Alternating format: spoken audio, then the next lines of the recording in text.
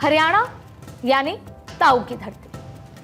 तख्त बदल दो, ताज बदल दो, बेईमानों का राज बदल दो। ताऊ यानी चौधरी देवीलाल ने यह नारा बुलंद किया और 1989 के चुनाव में राजीव गांधी की सरकार को उखाड़ फेंका था।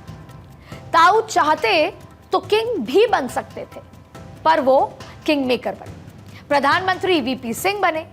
इतिहास की ये बात यहां इसलिए जरूरी है करनी क्योंकि चौधरी देवीलाल, जिन्हें प्यार से ताऊ कहा करते थे, हरियाणा में जाट समुदाय के सबसे प्रिय नेता माने जाते थे और कहते हैं कि हरियाणा में जाट समुदाय के लोग आज भी किंग मेकर हैं, यानी जिसके साथ जाट उसके ठाट।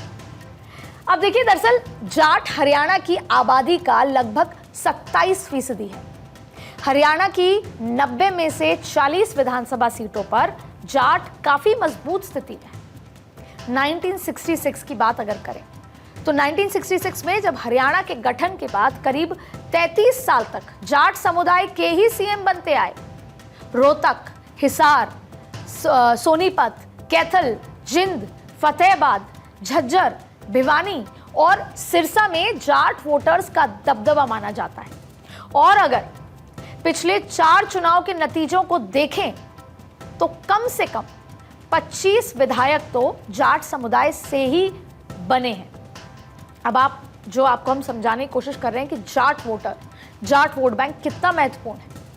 और अब जाट वोट बैंक इस समय बीजेपी से नाराज बताया जा रहा है। हालांकि 2014 में बीजेपी ने गैर जाट सीएम बनाकर जाटों के दबदबे को दरकिरार करने की कोशिश की थी, मैसेज दिया था। और आज भी जब हम बात करते हैं तो यही कहते हैं कि बीजेपी नॉन जाट पॉलिटिक्स करती है।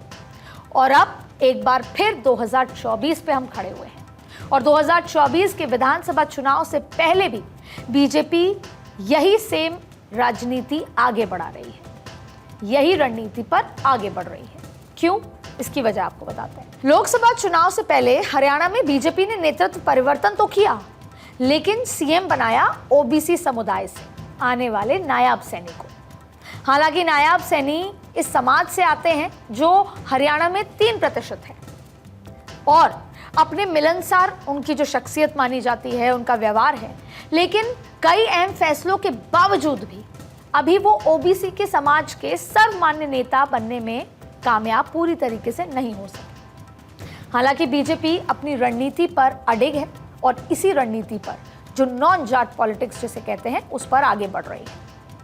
और इसकी झलक केंद्रीय मंत्रिमंडल में भी आपको दिखी। चुनाव के बाद हरियाणा से जो 3 मंत्री बने वो भी गैर जाट थे। मनोहर लाल पंजाबी समुदाय से आते हैं, तो वहीं कृष्णपाल सिंह गुर्जर, साथ ही राव इंद्रजीत सिंह अहिर समाज से आते हैं। इतना ही नहीं, लोकसभा चुनाव के बाद गृह मंत्री अमित शाह ने हरियाणा के 2 दौरे किए और इस दौरे के दौरान बड़े ऐलान भी किए गए।